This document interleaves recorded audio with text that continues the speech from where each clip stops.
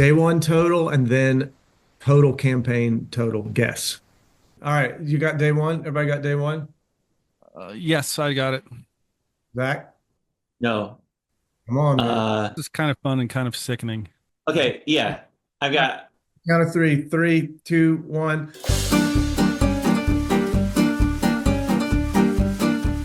I'm Zach Franzen. I do art and marketing for Story Warren. I'm pleased to work on the most ambitious Green Ember project yet, Helmer in the Dragon Tomb, released as a book and a video game. In this episode, we walk through some of the marketing challenges leading up to the launch day of our Kickstarter. For the past 7 years, I've worked in software, doing content marketing and product marketing and brand marketing. But since January this year, I've been working full-time for Story Warren. We need to launch a video game. I start thinking, of course, about awareness, something memorable that will prepare the audience for the arguments to come. After some thought and a few conversations, I think I have something on which to base an argument. The term video gamization. Now that's a word I made up, but I think it could be pivotal. Sam made it clear we're not doing a novelization of the video game. Why? The word novelization suggests derivative work. If anything, the book is central and the video game is downstream. Aha! We have a video gamization of the novel. To cement the concept of a video game growing from a novel, I make a few fake video game clips, like a Pride and Prejudice fighting game. Now the goal is to gain some early attention. I'm also thinking of how we can alert fans that something is up. We're not saying what, but something is going on.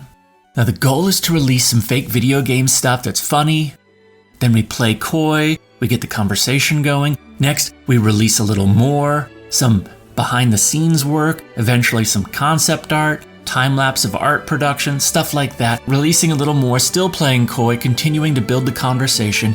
Each piece of content gives a little more of the story. It builds a feeling of momentum. It's like a layered piece of music. We announce an upcoming book, then we announce a video game, then we give the date for the Kickstarter. Doing all these things in advance gives the audience time to digest complicated or unexpected information. And this is standard marketing, right? Because it's a human tendency to interchange familiarity with fondness. Like when you sing a song at the mall that is so familiar you forgot you don't like it. This happened to me. Quick story. I'm in college. I have to be at the Best Buy every morning at 5:30, 7 days a week to mop and wax the floors. At around 6 o'clock in the morning, someone turns on music over the store's speakers. Every day for about 3 weeks, these people play the song I'm Blue, Abadi Abada. Not a great song. Now I'm a grown-up, sort of, and I'm out shopping, and a store starts playing I'm Blue, and I find my thoughts tracking with the song. Blew his house with a blue little window and a blue Corvette, and I'm following along, and then out of my mouth, like someone possessed by an evil spirit, come the words, "'Cause he ain't got nobody to listen." Okay, so at this point, I realize I don't even like this song. What is happening? I'll tell you. For a moment, I confused familiarity for fondness. Now, I don't want to hypnotize people who don't like video games into liking them. Video games, good. But I do want to introduce this new business line gradually with very little disruption to our current core business. The more familiar people feel with a change or a complication, the fewer obstacles they'll have when it's time to back us. And while we're suggesting and gradually revealing new and exciting information, we'll have this other stuff going on in the background. There's promotional packets and Sam's podcast appearances. It's this exciting countdown to a Kickstarter. Everybody chants 3, 2, 1. And the campaign goes live. An army of people join. This is my very conventional thinking for a very conventional plan. The key will be to create interesting assets and release them in a strategic sequence so the audience will show up when we need them to. All this is underway before we've even defined our Kickstarter goal. Now, the goal can't be as much as the game requires, or we might not hit it, and all the work will be wasted. It can't be too low, or the audience might not feel the need to stretch. Sam, Andrew, and Josiah debate, and then they set the initial goal at $200,000. Hitting it will pay the costs down without paying them off, and if we're lucky, we go over. Now, here's the wrinkle. Because we're categorized under children's publishing, that number, 200,000 is really extraordinary. It's extraordinary. Some successfully funded children's publishing projects have surpassed it, but none has listed a goal higher than $100,000, half of what we're proposing. If we whet our audience's appetite, tease their imagination, let them process our unusual ask, we can succeed. I think this is possible. But then I run smack into Sam's deeply held conviction. No prior announcement, no spoilers. Practically no one finds out about the Kickstarter campaign until it's up and running. So we're keeping our powder dry till the Kickstarter launch. Like you think that's not a good idea, or you have this is an interesting kind of a dilemma that we go back. Honestly, before you came along, we go back and forth on this every release and have this debate again and again and weigh the options. People have awareness about the books and the brand already, but they don't have awareness about the Kickstarter, and they don't have awareness about the video game. Yeah. So they need awareness about the video game and the Kickstarter. I'm torn. The part of me that likes it, in terms of operationally, I like you're not stretched so thin. You're not stretched over the course of, a month in advance. So that's part I like.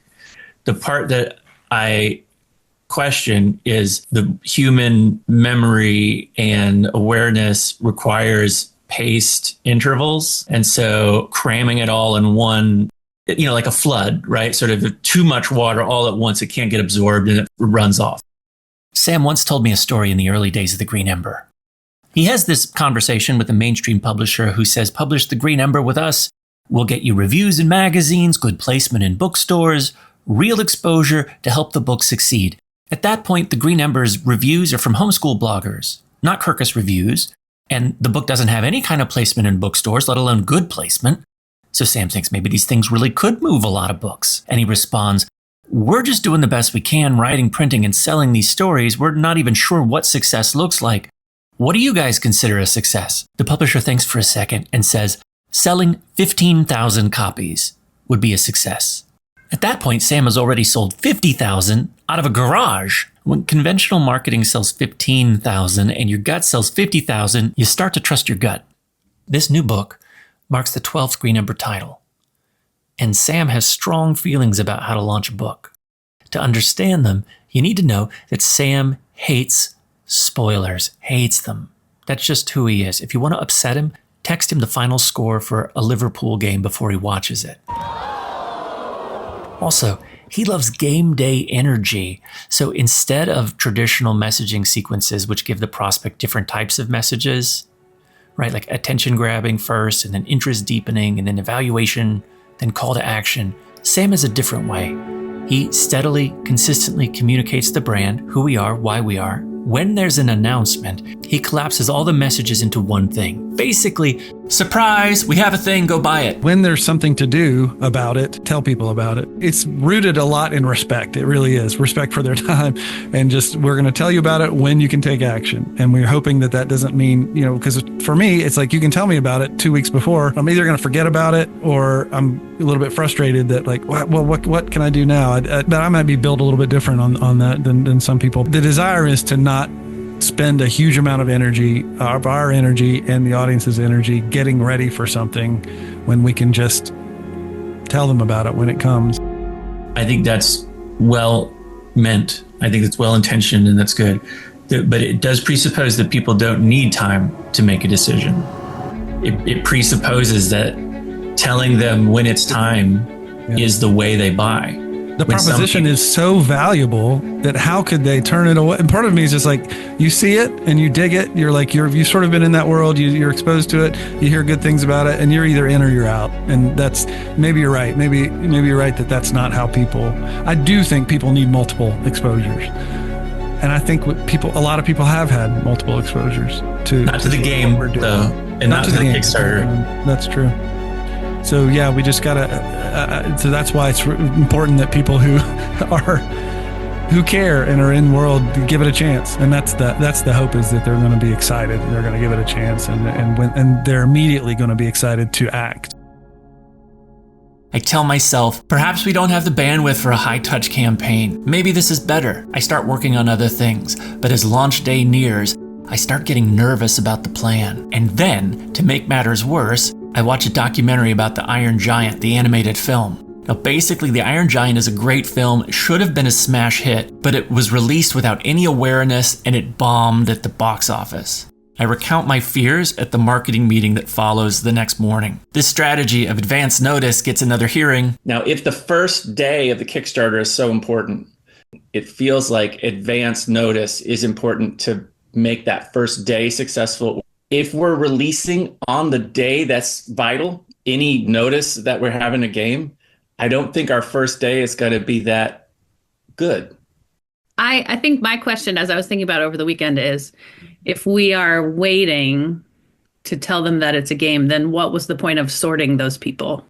I don't know. I would love to revisit this idea of like, what if we put out ads saying like something's coming, put your email here, you'll get notified soon. That's definitely the norm now with Kickstarter, is to do a coming soon. Stuff I'm reading says if you can, in the first 24 hours, if you can get 30%, you're going to be well on your way. It's going to be a success. I don't know how we're going to get 30% if people are hearing about it first on the day.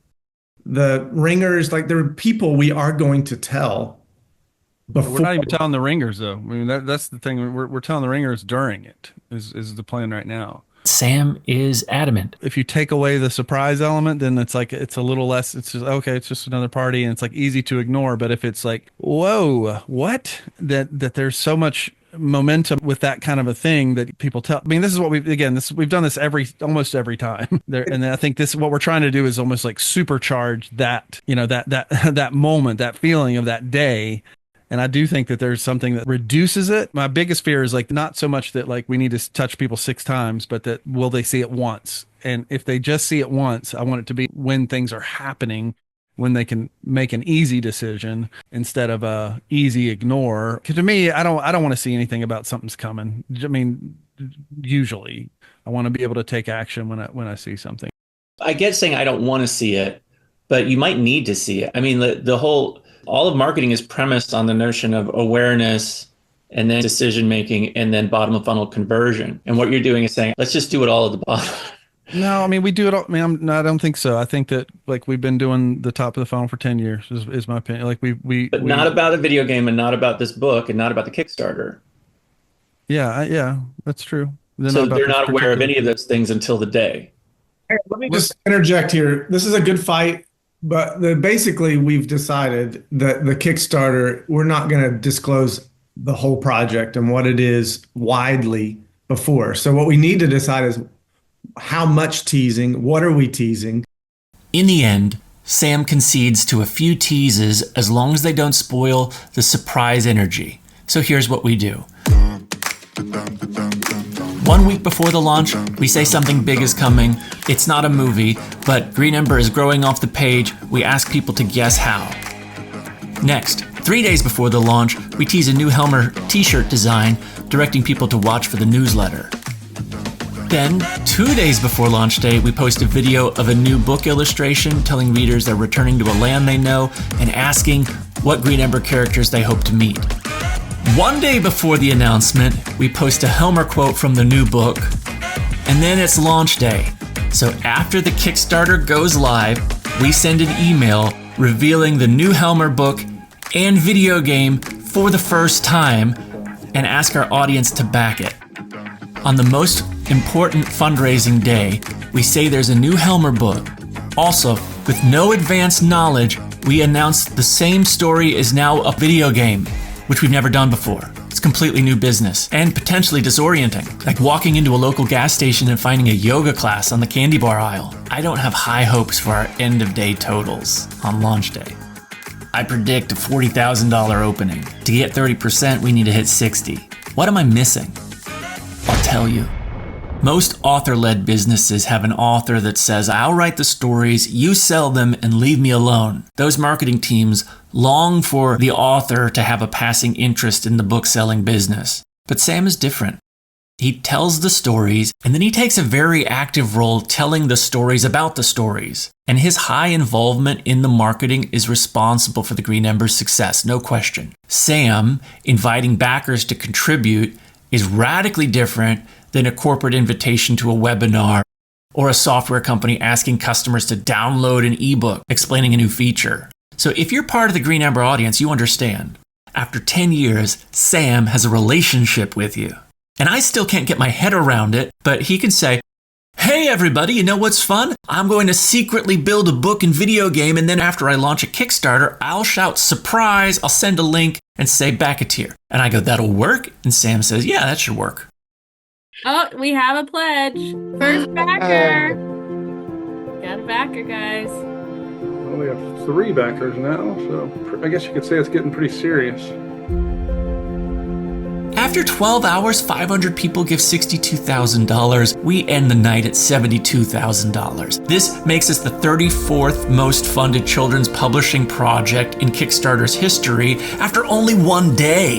And by the end of the week, you, the audience, have put us in the top 0.08% in our category. Not just of live projects, but of all projects. This shouldn't have worked. And I'm still wondering, would a longer runway have let us go higher?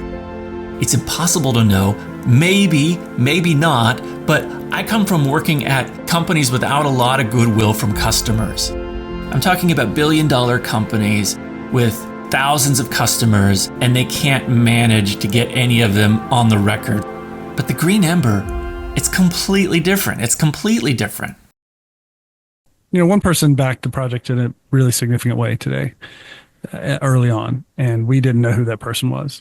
And so I noticed that the same person with the same name commented on Facebook, on our Facebook post today. And so I sent them a message and just said, if you're the person who backed at this high level, just want to say thank you, and wrote them a kind of a nice note. And then I noticed that there was a history between us, and I had asked for her email before in Facebook, and confused. And I was like, okay, what's going on that? And that was from another post a year ago, which she had commented on a video where I was talking about how some parents wanted completely safe things for their kids, but that these stories are not safe in that way, and that they serve people in different ways. And she commented on that and saying, I'm reading this to all of my nephews and nieces across 2 continents, 3 countries over the internet, after a very painful loss of a close family member. And so a lot of the kids were just in a lot of pain. So they read these books together, and they were treasured. And at that time, I just read the comment, and I was, pretty moved by it. And that's why I asked for her email, and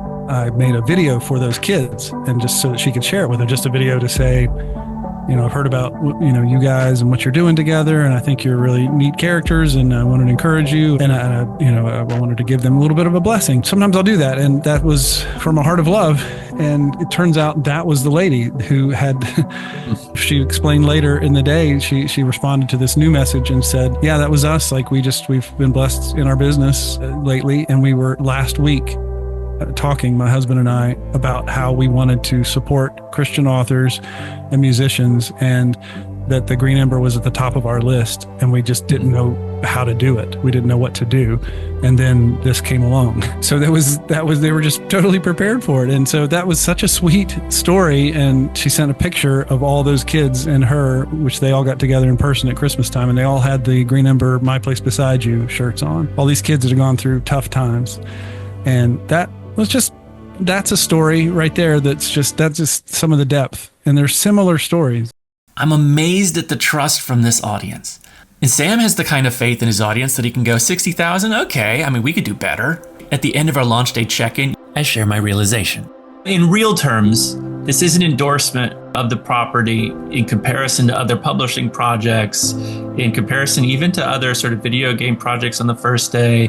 This is a respectable amount of money and backers. There is a lot of good to take from today. Tremendous, yeah. I think we can look at today, Lord willing, and I think we'll definitely make the $200,000 mark. We're at 31% at the moment. So the abject humiliation of missing a 200,000, I think that's receding. So that's good news, right? For I am the corporate pessimist. So no, my worst case scenario was so bad. I said what my actual worst case scenario that I was envisioning in my heart was to Sam, and he was like, wait, really? So yeah, I feel very optimistic. Sam's view of marketing is to say who we are, to find people who see it as valuable, and then to clear the obstacles. So we're making a book and a game for you. Good. I feel tons of gratitude, like for the audience, for the people who are backing it, all the touching stories. The fan response, it's super deep, like very, very deep. And I love that. And we have the best audience in the world. And I'm so grateful for them. I feel really like we're all in this together. We believe you and your family are valuable. We're honored and frankly moved to have your support. We still have a few weeks left, so please tell your friends. We're in this together, my place beside you. Thanks for listening. We should record a podcast too. That's a terrible idea. It might be. It'll never work.